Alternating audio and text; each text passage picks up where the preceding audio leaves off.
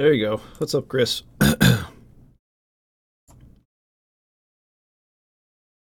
At this level, make sure to link your Patreon account with Discord so that you can join the chat and receive notifications when I go live. That's not how I spell notifications.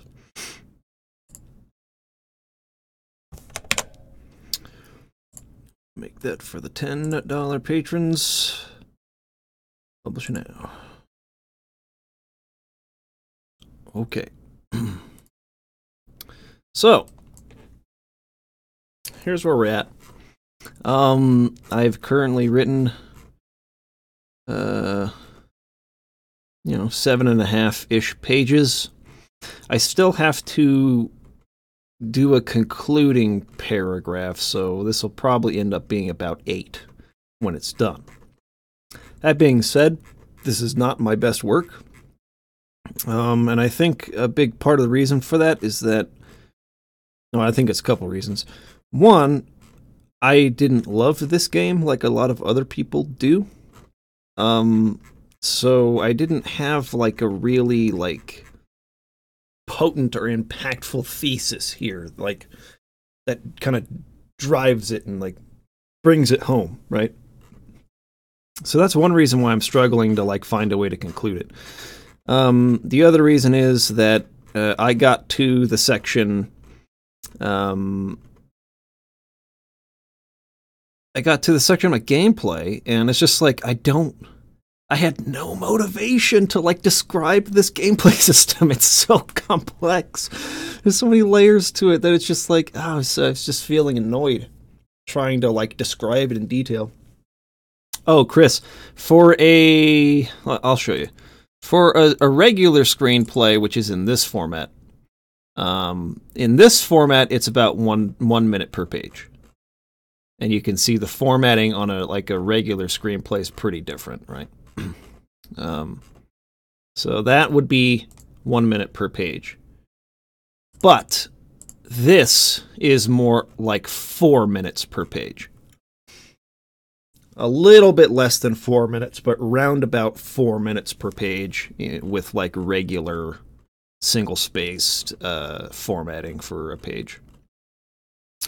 So, we're looking at, well over 20 minutes.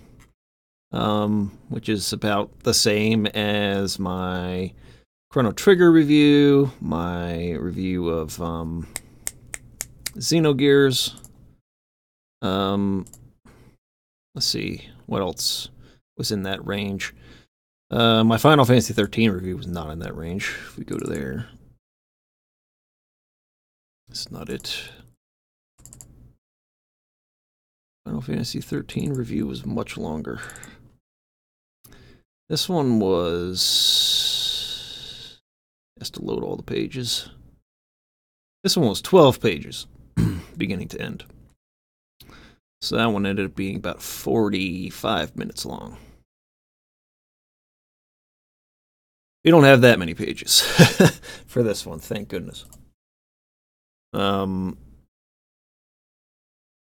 yeah, that screenplay that I showed you was for a commercial that I'm doing for my work, my full-time job. Okay, anyways, what I'm going to do is I'm going to just kind of read this and go through it, fix it up a little bit if possible. If there's anybody who's commenting on YouTube, I just want to make sure to let people know that I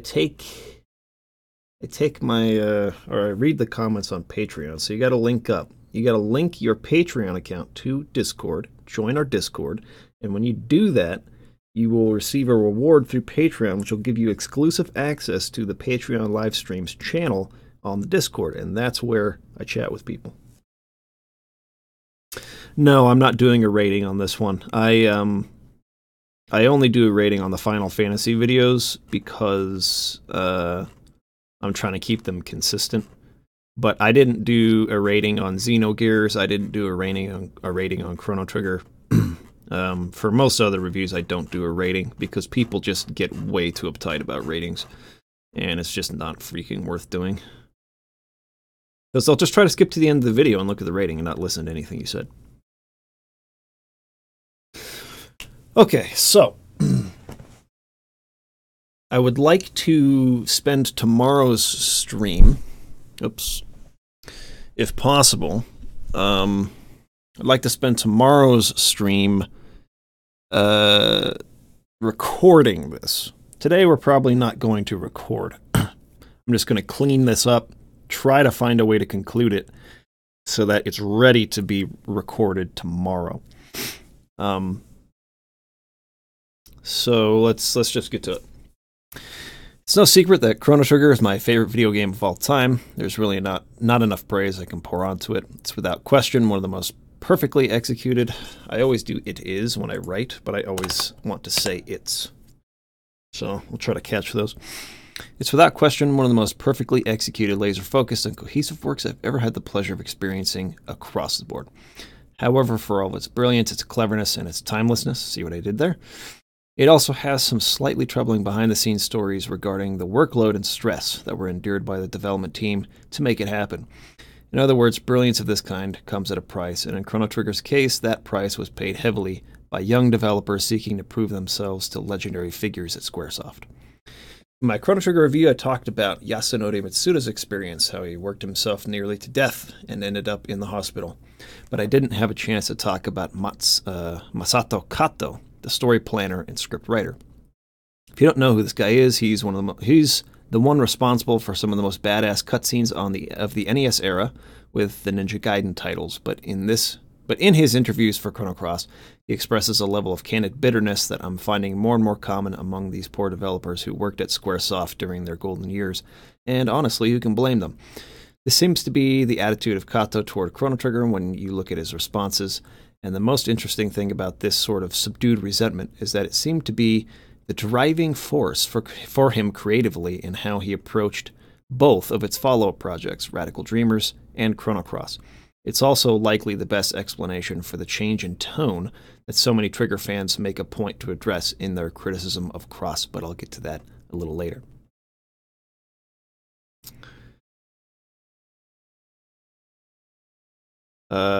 Chris is saying commonly equals common.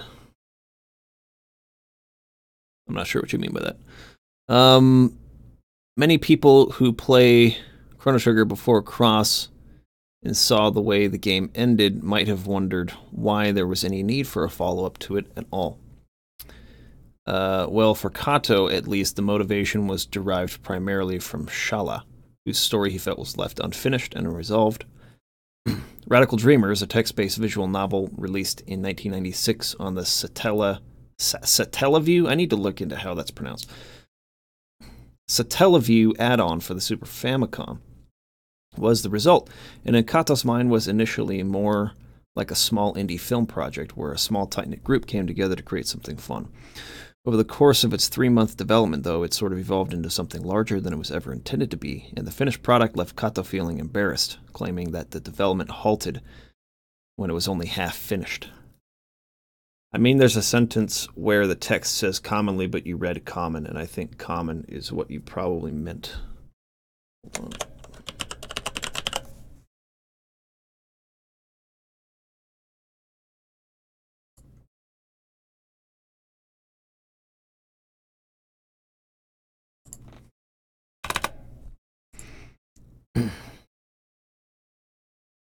Thank you.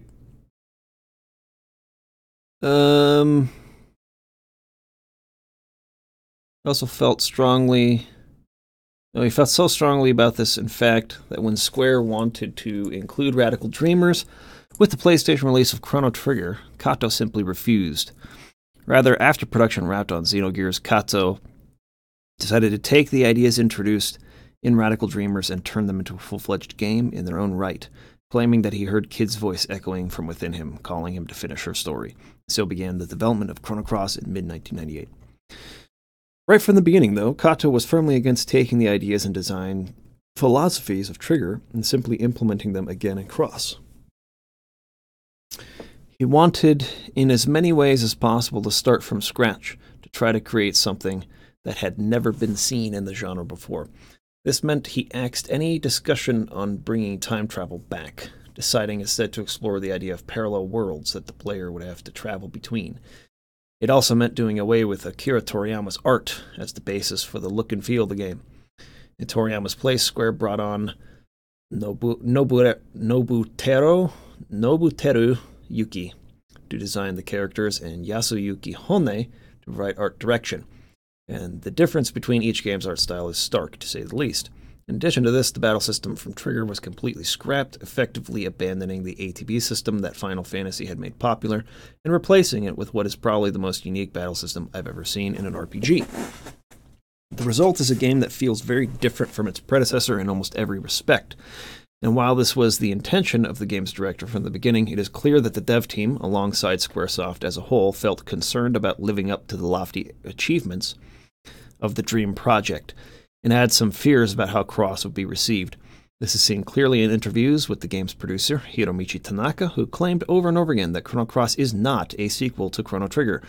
Like, seriously, he really, really wanted to make that clear, which is odd to me when considering the story of Cross and how essential the events of Trigger are to it. I mean, perhaps you could say that on some deeper artistic level it was meant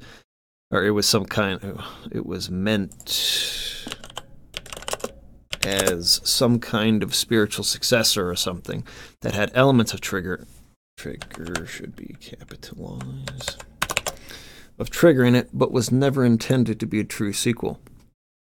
But honestly, that's pretty hard for me to accept. The two stories are very much intertwined, and Cross especially feels interdependent, so to me this seems a lot more like a PR move. However, it proved to be a justified one, considering the harsh feedback the game received from many die-hard Trigger fans. Despite the disgruntlement of some fans over directional shifts, though, Chrono Cross is an incredibly unique and polished experience. It's often difficult when dealing with a revered classic like Chrono Trigger to separate its successor from it and judge a sequel purely on its own merits. But I felt for myself that it was important to really make a strong attempt to do so, especially since that's exactly what the developers wanted the audience to do anyway. Having played the game with that mindset, I can say that while it might not be one of my absolute favorite games from Squaresoft, I can understand why it is regarded as a classic by so many. I wonder if this section could use a direct quote. Oh, so the thing I'm doing for quotes in this one, because when I put quotes into them, like it's directly into the script and I read it out loud, you'd be surprised at how much time that adds to the total length of the script. So what I'm planning to do for this is while I'm saying what this person thinks, I'm going to put the quote on screen, but not as an overlay, but like I'm going to actually pull up the interview that it came from. So I would go straight into one of these interviews, right? And I would actually highlight on screen what he said. And if people want to pause it and read what they said, then they can do that. But I'm going to try not to actually read the quotes this time in order to cut down on text and cut down on time. Otherwise, this would already probably be 2 pages longer, or not 2 pages, probably a full page longer at this point. So that's what I'm planning to do there. Having played the game with that mindset, I can say that while it might not be one of my absolute favorite games from Squaresoft, I can understand why it is regarded as a classic by so many. The island theme, which was inspired by Masato Kato's scuba diving excursions in Southeast Asia, alongside a beautiful implementation of the art style, a refreshing battle system, and a gorgeous soundtrack, are probably its greatest achievements, creating this really chill and relaxing vibe as you play. The story itself, while putting the kinds of heavy late-game exposition dumps that the genre has become infamous for on full display, still plays with some incredibly interesting ideas, and I think flows quite naturally into some of the unanswered questions Chrono Trigger was unable to resolve. For me, it was these connections to Trigger that provided the game's most interesting content, But while they're used in the latter half of the game to really turn things on their head in the way that JRPGs love to do during this period, they aren't really the focus of the story necessarily. For Kato, at least, it's really more of an old boy meets girl story. That's a correct quote. Old boy meets girl story. It also carries some wonderfully poignant depictions of the search for identity. In order to elaborate on this, I'll have to delve into some spoiler territory. So if you'd like to avoid that, please skip ahead to the time code shown on the screen now. It's obvious that JRPGs are heavily inspired by anime, and considering the target demographic for games, at least generally speaking, in those days. Oh, wait a minute. And considering that the target demographic. And considering that the target demographic for games, at least generally speaking in those days. So, in those days, at least generally speaking. It's obvious that JRPGs are heavily inspired by anime, and considering that the target demographic for games in those days, at least generally speaking. Let's just do this. Was kids and teenagers in those days, at least generally speaking.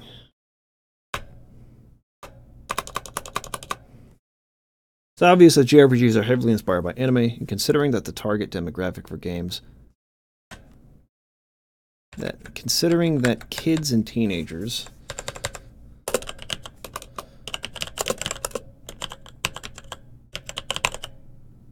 were the target demographic for games in those days, at least generally speaking. It's obvious that JRPGs are heavily inspired by anime, and considering that kids and teenagers were the target demographic for games in those days, at least generally speaking.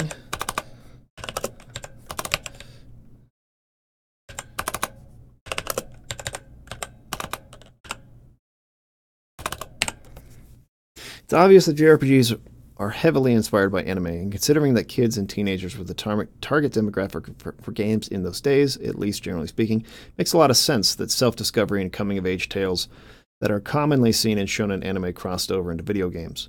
The template for JRPGs puts young people who are struggling to find their place in the world into the spotlight as the only ones capable or willing to save it, and has become a giant cliche at this point. That being said, I think the journey of Chrono Cross's main character, Surge, I'm going to put Chrono Crosses like this. Even though I hate this. I hate the way that this looks. When you have a word that ends in an S, but you're doing a plural on that word, and you put apostrophe S again, I hate this, right? This is a technically correct way of writing it, but it's also hard to make it sound like it's a plural without saying this. So the difference of being, that being said, I think the journey of Chrono Cross main character, instead of saying Chrono Cross's main character, you know what I mean? That being said, I think the journey of Chrono Cross's main character, Surge, just sounds better, but I hate the way that looks. That is so bad. Yes, I'm glad my name does not end in an S. Chris's. That being said, I think the journey of Chrono Cross's main character, Surge, as well as a number of others in the cast, are easily some of the more subtle and nuanced examples you'll find in the genre. Surge, in particular, through early events, finds himself thrown into a parallel world in which he has died as a child, and where none of his village friends or acquaintances recognize him. Through his efforts to return to his own world, he gets swept up in a larger plot and eventually swaps bodies with his nemesis, only to return to his own world to be rejected by his loved ones due to the prejudice against demi-humans. For some players I've spoken with, this sense of not belonging in your own skin was very personally relevant and has proven to have far-reaching parallels into real-world social issues, whether intentional or not. In the end, having embraced what makes him different.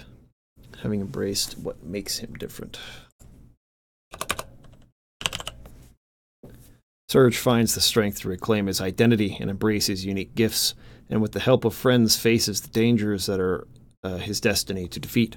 Messages like these, I think, are what really lingered with young players who were also struggling to find their place in the world, and who perhaps felt different or out of place in their social circles. For these players, Chrono Cross offered courage to face their own fears while embracing who they are. Embracing who they are. And I have to agree that when it comes to themes of self-discovery, this game can be deeply resonant.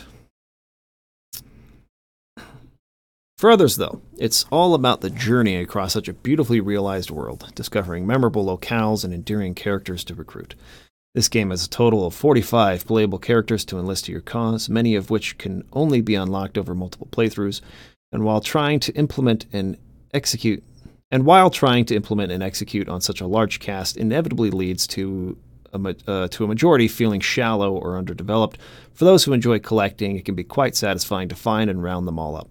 Personally, I don't enjoy that kind of collecting and would have rather seen the cast reduced in order to bring stronger focus to the characters who play major roles in the story.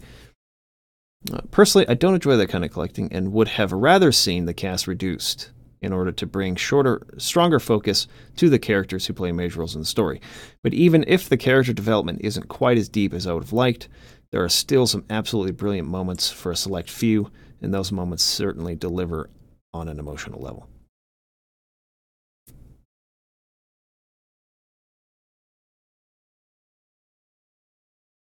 You are correct. Resonant is spelled like that.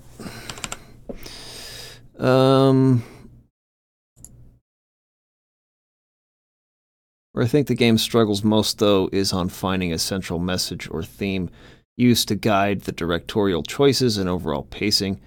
And because of it, I think the story tends to feel a bit messy and unfocused. This is something Kato has inadvertently admitted in interviews. I don't normally think particularly about theme or message at the launch of a project. The important question is whether the player will enjoy playing the game. What's important is not the message or theme, but how it is portrayed as a game. For me, this lack of attention to the importance of theming hurts the delivery of the story in some spots, but in particular in how the game resolves. Without spoiling anything major, Kato really tries with the closing text to beat you over the head with this message about how humanity needs to overcome its violent impulses and to learn to coexist peacefully with nature. And while there was one or two small instances where this idea was played with in the story, it certainly was never a main focus of the game, and so this heavy-handed pontificating in the game's closing minutes felt terribly out of place to me. For this reason, alongside the giant exposition dumps in the closing act, the game's resolution did not feel very satisfying for me, and therefore hurt my overall sense of cohesion with the narrative. In other words, while I think there are some exceptional ideas in play here, I ultimately did not like how they were executed. And I think a big part of the reason why it feels so messy is because of Kato's flippant dismissal of the importance of theming, especially for a story as large and ambitious as this one. In my opinion, it would have made a great deal more sense to bring the idea of self-discovery into the closing monologue, or perhaps even a focus on the resolution of Shala's story that served as the genesis for this project in the first place. While the ending credits do that to some extent, it does so only in a nebulous and obscure way, which kind of defeats the purpose of creating an entire game to help resolve a subplot that felt ambiguous and triggered to begin with. I will say, though, that this game has one of the better localizations among Japanese games from that era, and that is largely because of Richard Honeywood's influence within the company. After his horrifying experience translating Xenogears, he went on to contribute several major changes to how the company approached localization. Xenogears was pure hell, but it revealed what really needed to be done for proper localization. From that project on, I contributed to change Square's approach to localization, because basically most of the factors that make Square Enix localization different from other companies' methods came out of the experience of this project. Honeywood's approach to localization is one that I strongly agree with, and I find his perspective valuable when it comes to understanding the process. I'll leave a link to this interview where he describes his approach in the description, and I definitely suggest you read it. But in short, I think he knows exactly when changes from the original script are both necessary and more effective for English-speaking audiences. That being said, another addition Honeywood and his team made to the game was a script they wrote into the game's code that generated accents, which was put in place to help individualize the 45 playable characters without the need to go in and manually tweak each and every dialogue box in an attempt to give the characters more of a unique voice. So basically, they could place in a more direct translation for a character, and then the script they wrote would apply an accent to it on its own. Anytime you're dealing with an automated system like this, you're going to get some level of awkwardness, and there were a few times when I had to really stare at a sentence for a second to try and make sense of it. With games that rely on written text only, I prefer they either go light or stay away from accents entirely, but overall I think the accent generator did its job in this case, and I definitely understand the need here to try and make all these characters stand out and be memorable in their own right.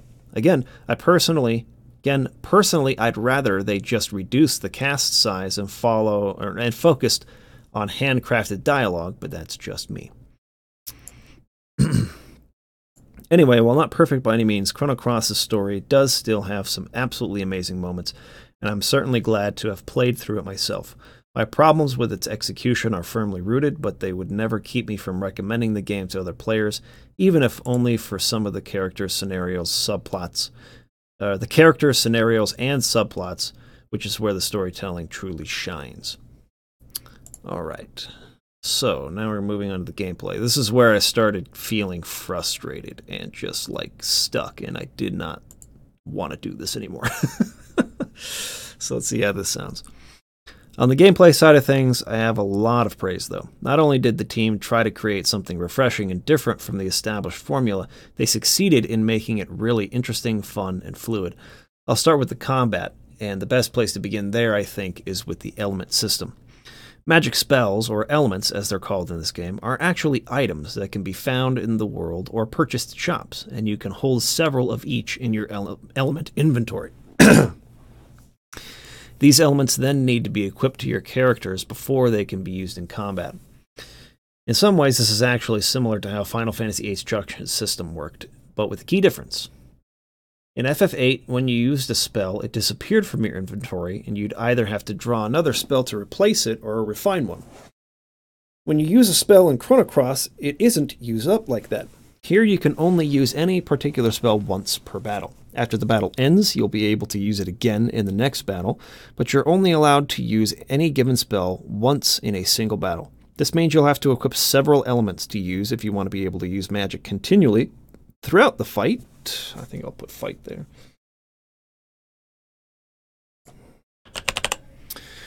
Or if you'd like to use a specific element, say Fireball, more than once.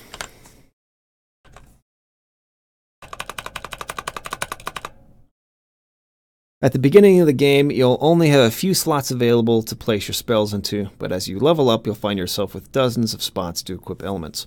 The layout of the slots is also important to note. Each row represents the next level of magic, so elements in row 1 are level 1 spells, elements in row 2 are level 2, and so on.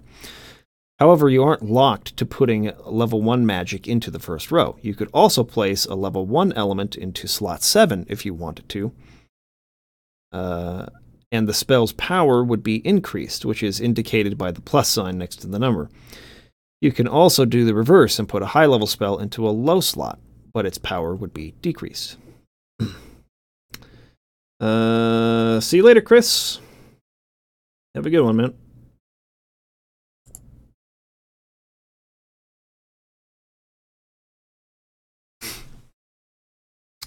Once you have your elements set up and get into a fight, you can't just use them right off the bat. You have to build up. To them first by performing physical attacks. So, if I land a successful attack once, I gain access to the level 1 elements. If I land a second attack, I gain access to level 2, and so on. Physical attacks also function a little differently here than in most other JRPGs, in that you don't just select the attack command and watch your character jump across the screen and swipe at the enemy. Rather, you have 3 options: a level 1 attack, which is weak but has a high chance of success, a level 2 attack, which is stronger but less likely to succeed, but is less likely to succeed, and a level 3 attack, which is the strongest but also has the lowest chance of success. If you succeed, though, you'll gain 3 levels on your element grid. This is somewhat similar to how physical attacks were handled in Xenogears with triangle, square, and X, or cross, if you prefer that. Sorry. However, each... yeah, let's do that. Actually, let's do it this way.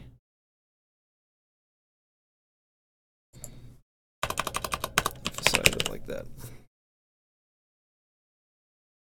However, each time you successfully land an attack, your chance of success across all 3 attack levels will increase as well. So the game suggests... attacking with a level 1 attack first, which will increase your chance of success, then a level 2, which will increase it again, and by that time your chance of landing a level 3... I think we do it that way. Chances of landing level 3 will be a lot higher. Please keep in mind, though, that this number you're looking at... So this is something I need to look into, actually.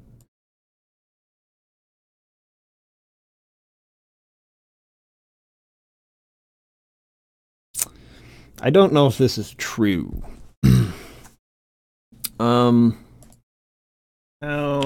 damage, or how hit percentage is calculated in Chrono Cross?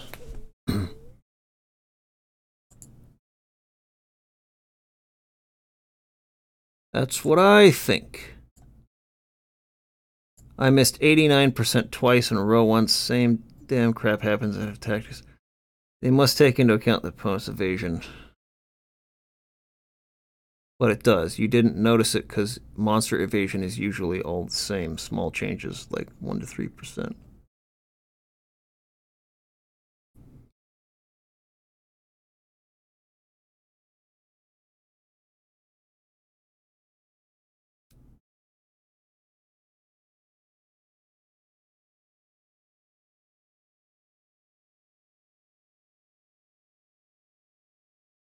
What's up, David? Says I hated the hit percentage in Chrono Cross. I did too. And it seemed to me like I missed more often than what it said. Of course, that could be anecdotal, but there were some people on some of the discussion videos saying that it's because the hit percentage that you're shown does not factor in enemy evasion. So the enemy evasion would basically give you a lower chance than what you're being shown on the screen. There was someone else who was saying that that's not true, that it does account enemy evasion in that percentage that it shows you. So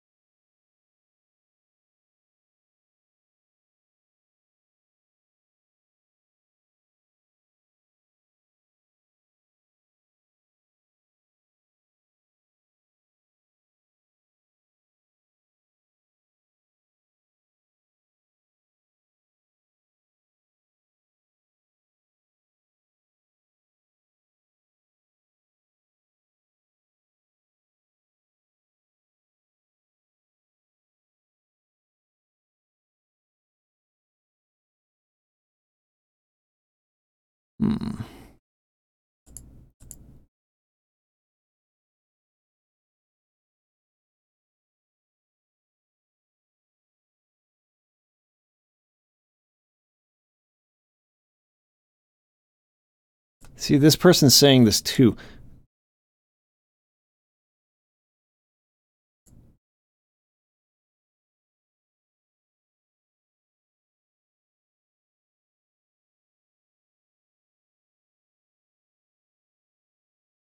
David says, "I'll be wholly honest, Mike. I didn't get very far in this game. I don't have that much in terms of motivation since I never played Trigger before." I'm not going to respond to that.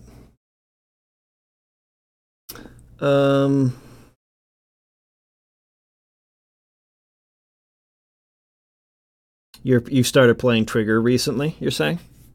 It's my favorite game of all time.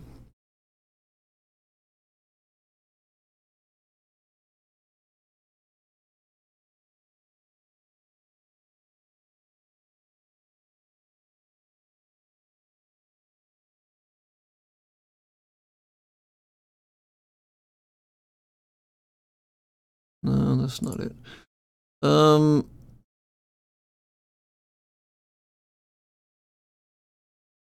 Anyone? Hit percentage Chrono Cross.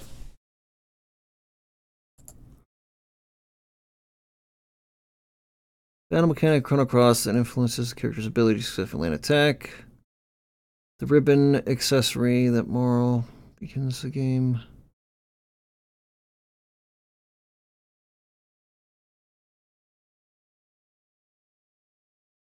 This is not helpful at all.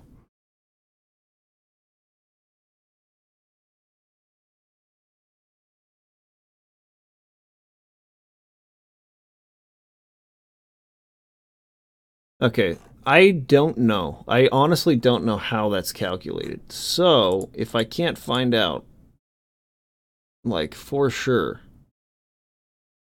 how that's calculated, then I'm just going to take that section out of my review. I'm just going to not say this. If you're going to display a number here...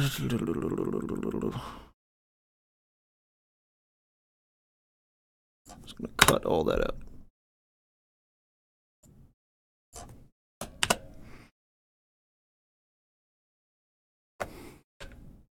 Of course, you aren't unlimited in how many times you can attack like this, but have to pull from the character's stamina. At the beginning of every fight, your characters start with 7 stamina, and a level 1 attack will require 1 stamina, a level 2 attack 2 stamina, and a level 3 attack 3 stamina. Simple enough, right? Phew, it's a very tedious process describing all this, but hopefully it's making sense.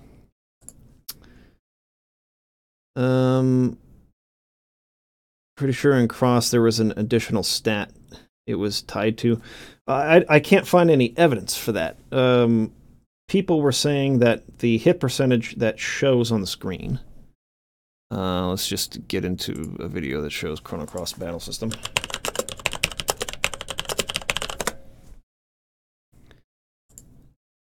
There have been people who have been watching this stream. It's a little bit... Okay, so... There's a stamina. Alright, so here... you see the percentage chance of success for these 3 different attacks.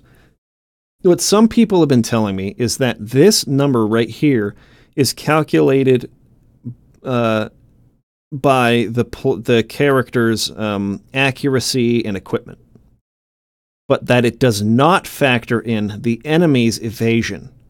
So when the enemy's evasion is factored in, this actually goes down to like maybe 90% or 89% or whatever the enemy evasion is. That's what I've been told by some people, that evasion of the enemy is not factored into this number. But there are other people who say, no, it is factored into this number. The evasion is absolutely factored into this number. And that would be evidenced by the fact that if, let's say this was a different enemy, so you had this kind of enemy, you had a different enemy here, and they both have a different evasion stat. When you move from this enemy to that enemy, it would change the percentage. If the enemy evasion stat is factored into it. That's what they're telling me, is that, you know, you could have this kind of enemy here and a different one, and you could switch to this guy and you would see these numbers change. So, since I don't know the answer to that, I'm just going to cut it out of my review.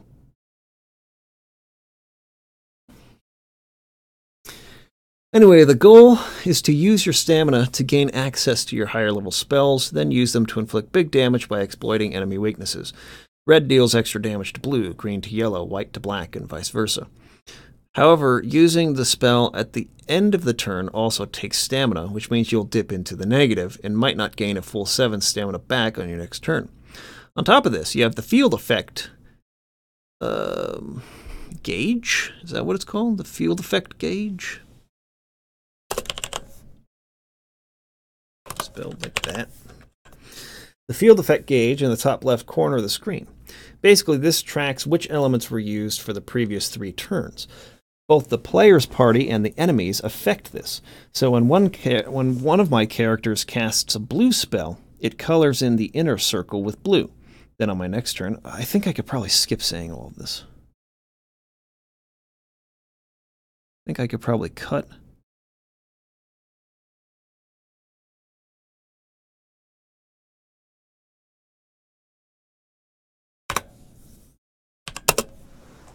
Basically, this tracks which elements were used for the previous 3 turns, and both the player's party and the enemies affect this. The goal here is to get all of the circles to be the same color, let's say white, so that when you cast your white elements, they'll be greatly strengthened. On the inverse, if the enemy were to cast a black element while the element field is entirely white, it would weaken the spell.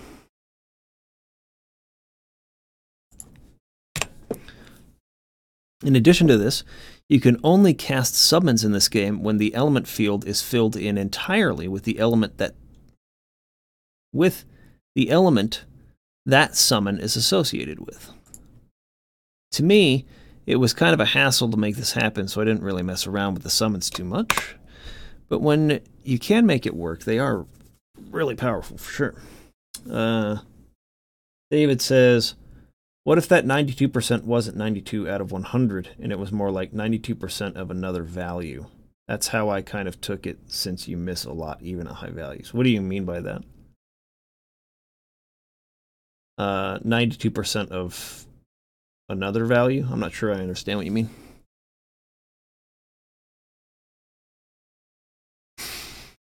So there's a lot to manage in these fights. Element selection and equipping before the battle, stamina, physical attack chance of success, building toward the element level you want to use, enemy weaknesses, and the element field.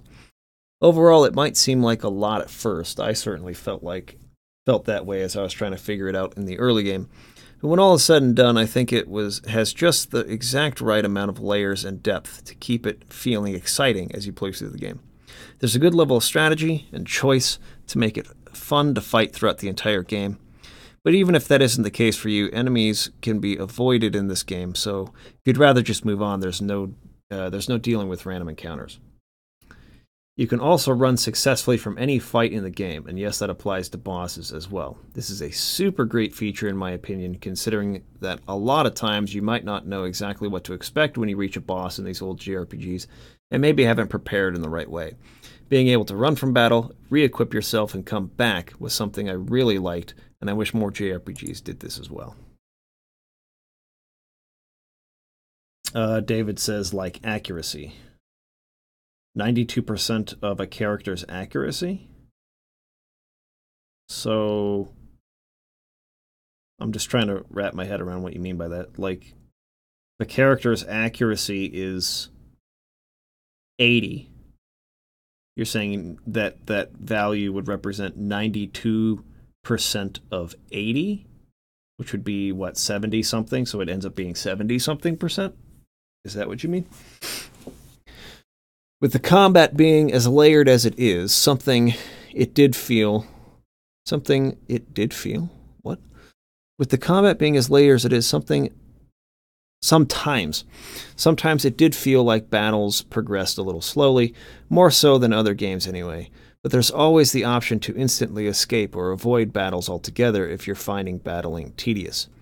There's often not a lot of incentive to fight a ton of battles anyway because of how level progression works in this game, which was something I also liked a lot and wish was a little more common in the genre. Basically, you don't earn experience points from battles at all. You only level up after defeating bosses. That might sound strange at first, but I actually like it because it totally eliminates the need for grinding and makes sure that the party is at the appropriate level to fight the next boss, which helps the devs with balancing the game. Well, what's the purpose of fighting regular enemies, you might ask? I'm not going to say well again. That's redundant. After you've defeated a boss... In fact, I'm not going to say well here either. What's the purpose of fighting regular enemies, then, you might ask? After you've defeated a boss and leveled up, the next several battles you fight against normal enemies will result in small stat upgrades to things like strength, agility, HP, and so forth. After fighting a certain number of battles, these stat increases will start to become less and less frequent. There's a lot that goes into how the game determines this that I have neither the time nor desire to explain in full.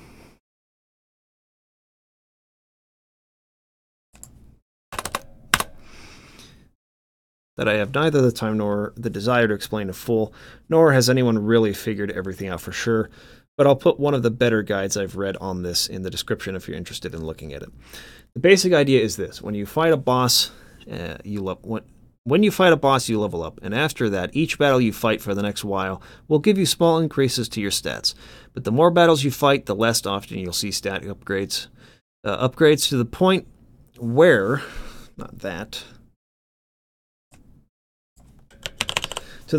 you'll start getting nothing at all for fighting battles. In order to start seeing the small stat upgrades again, you'll need to fight the next boss and level up again to reset this. This is done to eliminate the need for level grinding and keep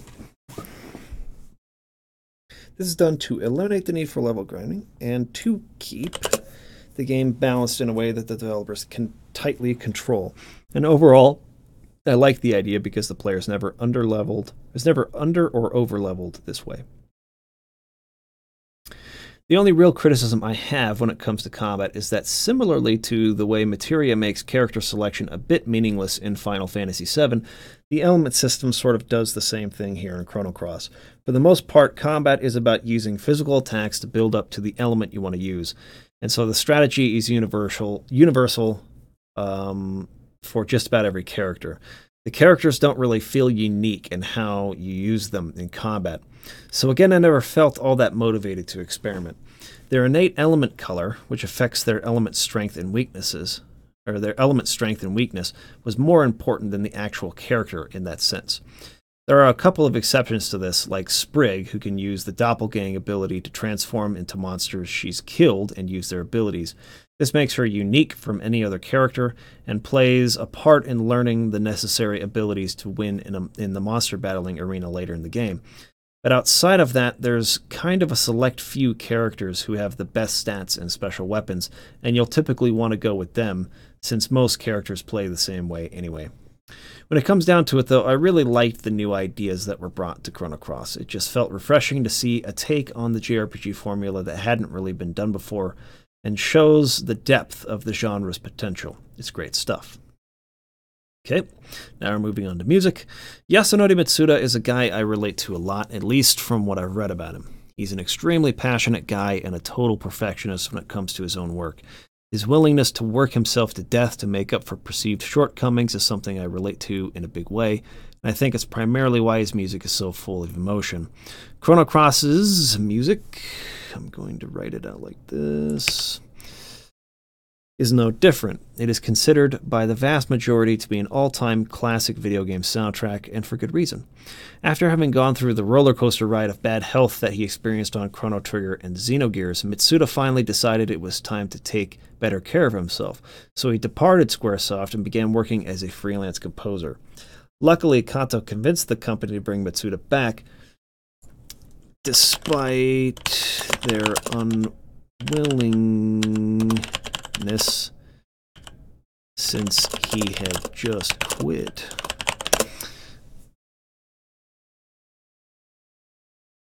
Luckily, Kato convinced the company to bring Mitsuda back, despite their unwillingness since he had just quit, knowing that he wouldn't be able to get that Chrono sound from anyone else, and Mitsuda was able to write without destroying himself for the first time since he started composing for games. The result was a soundtrack that captures all of the uniqueness that Kato sought to bring to Cross, while also placing subtle callbacks to Trigger, essentially bridging the gap between the two and making Cross feel like it exists in the same world, while also cementing its own identity. There are some tracks here that are just incredible, especially the slower-moving, emotional pieces, which is where I think Mitsuda really thrives. Maybe Shines. Tracks like Chronomatic, The Girl Who Stole the Stars, Fragments of a Dream, Arnie Village, Forest of Illusion, and the ending credits music, Unstolen Jewel, just put me at a loss for words. There's nothing I could say to do them justice. However, I think Mitsuda on the whole struggles a bit is with battle music, and I think Cross more so than Trigger and Xenogears suffers in this area. I think the most criticized track in the whole game is easily Gale, which was aptly described by a fellow YouTube commenter as the song you hear when you get molested by clowns in hell. Makes me laugh every time. Now, the reason that I feel it gives that impression, the reason this sentence is not good. The reason that I think the reason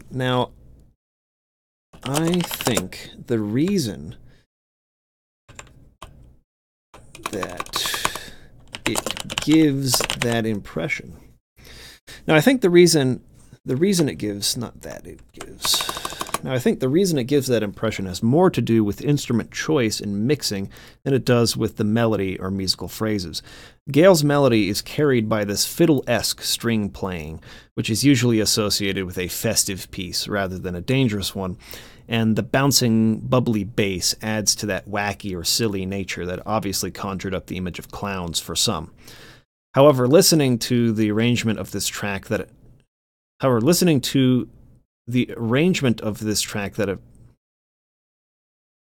the version, I should say. Listening to the version of this track that appeared in Radical Dreamers gives a very different impression. It still has the same melody, the same crazy 9/8 time signature, but definitely feels more menacing, in my opinion. I wanted to find a synonym for menacing for this part. Threatening. Threatening's good. Feels more threatening. Feels more threatening, in my opinion. It's amazing how much a change of instruments and a closer mix can alter. There it is, change. It's amazing how much a change of instruments and a closer mix can alter the entire feel of a piece. To be completely honest, though, I didn't love any of the battle themes in this game, and yes, that includes Dragon God and Fate, the God of Destiny. It's not that these special boss themes are bad or anything, they're good compositions. They just never made me feel the same sense of peril that even Mitsuda's other games did, with tracks like Awakening and Night of Fire from Xenogears, which are both excellent examples of great boss music. The only reason I bring this up is because the JRPG's main battle theme is the music the player will hear, or will most likely hear. I'm just going to put will hear. Not even most likely, it's true. Main battle theme is the music the player will hear more than any other track in the entire game, and so for me it's very important that music be super engaging so as not to become fatiguing to the ear toward the end of the game. Gale, unfortunately, was fatiguing to my ear after 5 seconds.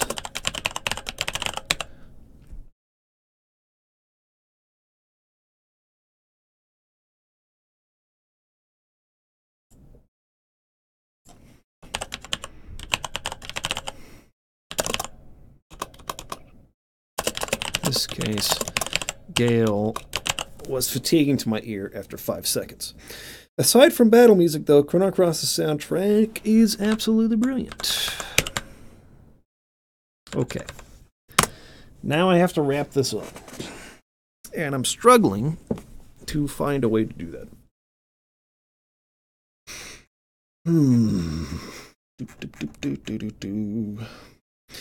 What I talked about in the opening paragraph was basically that the experience that Kato had on Chrono Trigger essentially shaped the different direction that they moved with on Chrono Cross. It's because he had a bad experience on Trigger that he, creatively was sort of like put into this place where he wanted to move a totally different direction. That was kind of my thesis. I don't know if I like that as a thesis. Um, and so I have no idea to like conclude this in a way that will feel satisfying. Hello, dude McGuy. So I don't know. I just like really, really struggled writing this. Cause like with all my other reviews, maybe except for Final Fantasy 13, um, I was like, I don't know, I was like really motivated. I loved the game I had played. I was motivated to like talk about it. I think I felt like it came naturally to find like a good thesis and a strong conclusion. But for this game, it's just I don't know. Like I didn't love it, so it's kind of hard for me to like feel that inspiration in terms of like a nice way to wrap it up and make everyone feel good. Which is why I want to get away from doing reviews after this.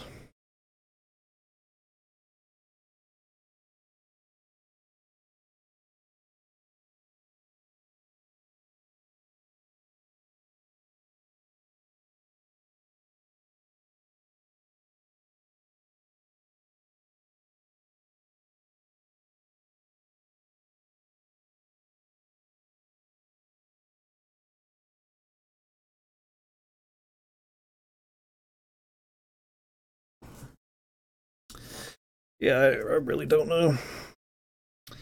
David says, honestly, I can tell you didn't love the game in the writing. Um,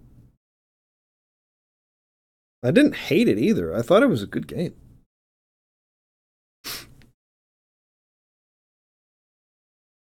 Um, like I tried to talk about how good I thought all the gameplay systems were. About how it could resonate with people who, have felt out of place in their lives. I don't know. I feel like there's a lot of good stuff to talk about.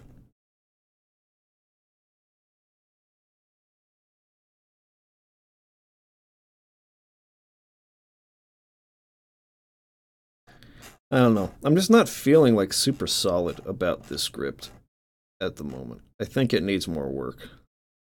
And I've been trying to like get it finished so that I can start streaming again, because I haven't streamed for the patrons in a while, at least for like my progress on Chrono Cross, and it's just like, but I just don't think that this is very good right now.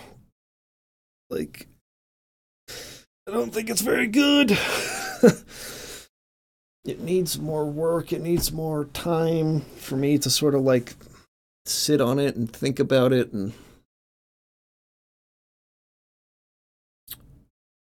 really, I don't know, come together. But I don't know if it's going to because I just don't feel super passionate about this game. So I don't know. I'm not sure what to do. Like I could write a video and make a video on an aspect of like say Vagrant Stories uh, on Vagrant Story itself. It would come to me really quick because I'm passionate about it. Like, oh, this is so great. Like I want to talk about that. I don't like having to talk about things I didn't like. And so like I just not passionate about like the gameplay, like describing all the gameplay systems in Chrono Cross. That's like not what I want to be doing. But I feel locked into doing that because people, want me to do more reviews. And I was hoping that this would be the last one. Because I can't think of like any other kind of video I would make in place of this review for Chrono Cross. Like I sit down, it's like, okay, I'll make a Chrono Cross video. What should I talk about? Like nothing comes to me in terms of like just a video about a certain aspect of it or something. I don't think the development history is nearly as interesting as some of the Final Fantasy games I've done. So like the development history is pretty straightforward. The story is one where it's like, it's great ideas. I don't like the exposition dumps at the end. It does this really well though. Overall, I'm just okay on it. Gameplay systems are really cool, but I don't have a passion for like describing gameplay systems in detail. It's not what I want to be analyzing. And so like, I don't know, I'm just like struggling in a big way to like figure out how to make a good video based on Chrono Cross, because like the patrons voted for it. That's what they wanted me to do, but I feel like I can't make a good video on this game.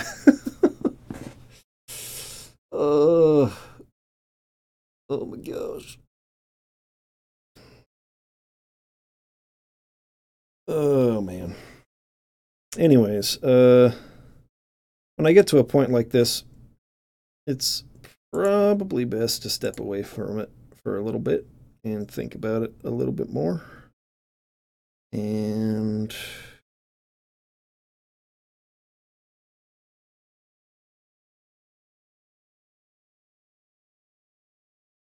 sort of like collect my thoughts and maybe come back to this.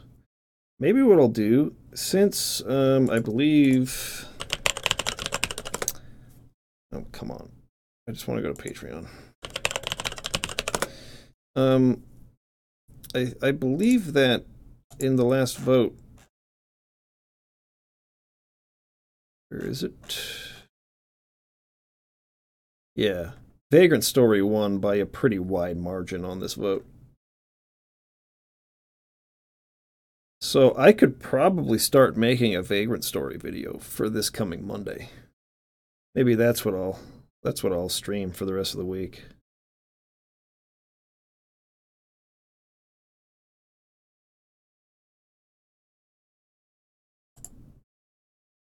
Maybe you could post the document you have so far in the Chrono Cross discussion and ask people what they think you could add.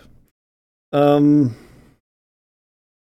mean, I could do that. I don't feel like that's what I'm struggling with, though. It's not about what I can add.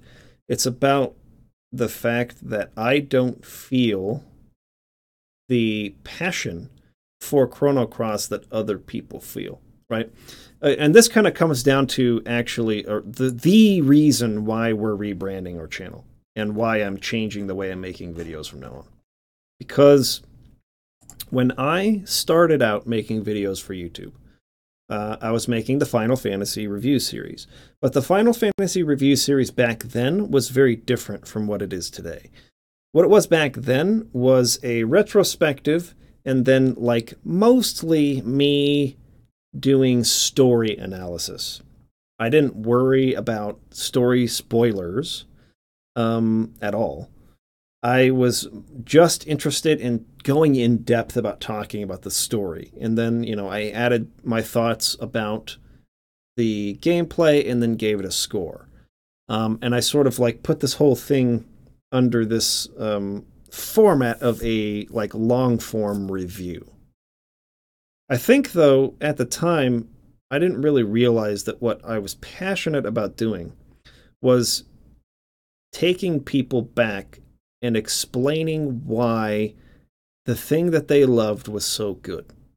Like at the real heart of what I was making the videos for was to explain or articulate the reasons why this beloved game was so great and making people feel what they felt when they played it for the first time, reminding them of how this game made them feel and how it made them feel so good.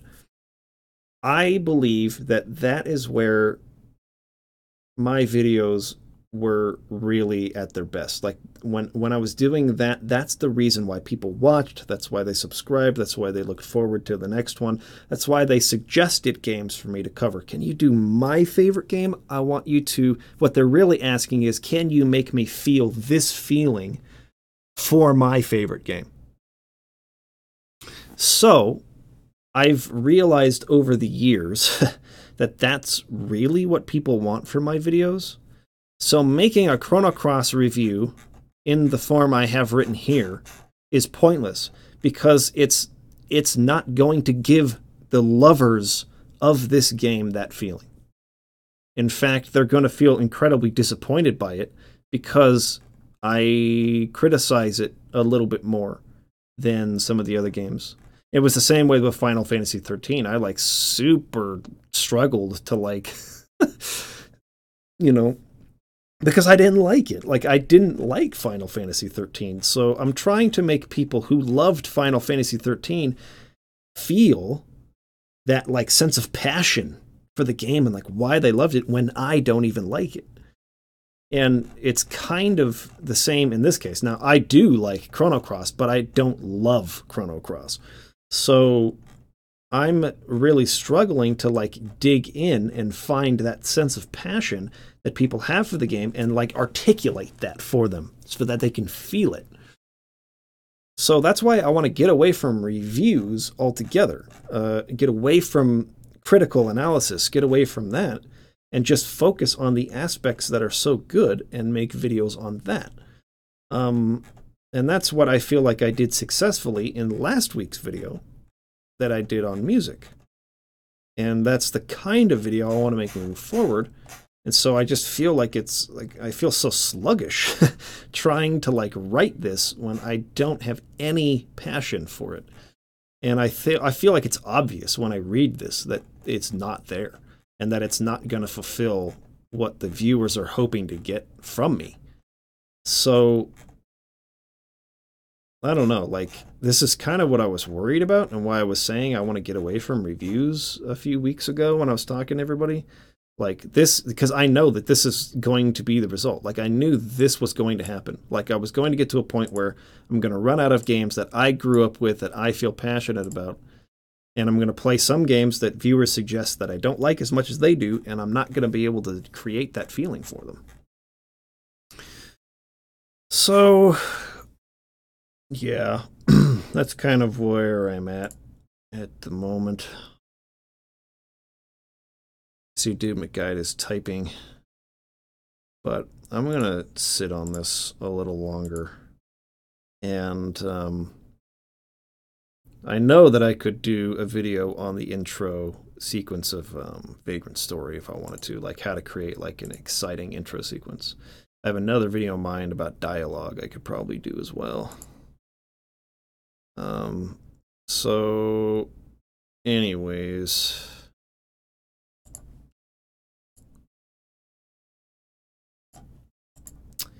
that is probably going to be it for today's stream. As soon as I see what Dude McGuide is typing here, I'll let everyone see it.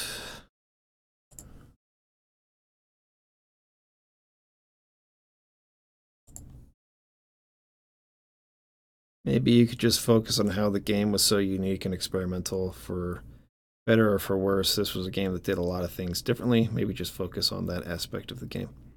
That's actually a really good idea. The thesis could be about how refreshing and experimental it was. That's not a bad idea, actually. I really like that idea.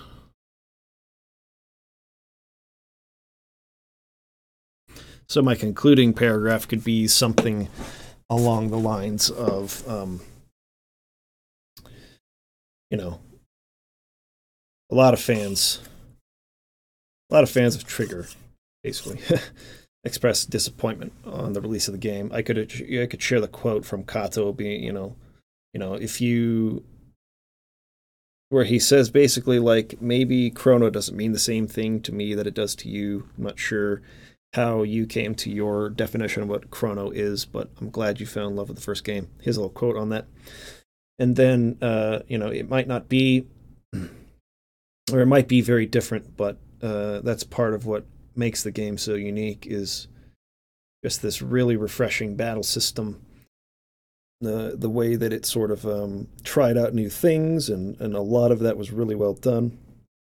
And when you look at it for what it is, and you try to separate it from Chrono Trigger the way that the developers have asked by saying it's not a sequel, I think that what you'll find is a really interesting game, a really good game, that sort of thing would be the way I wrap it up. That might be the only way I can do it, to be honest, because I can't think of a way to make it like, oh man, like gushing about this, the greatest thing ever. The way I did with Trigger, right? Because I actually feel that way about Trigger. Um. Okay. I'll think about that. Dude, guy is writing another comment here. Wait for it.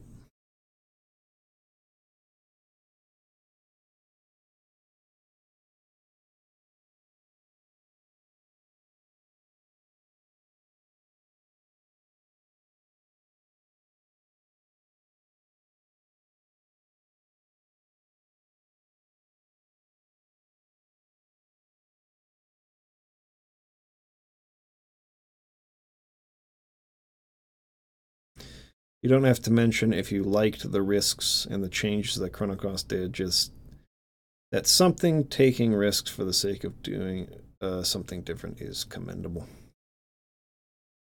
All right. I will stew on that a little more. Thank you guys for watching.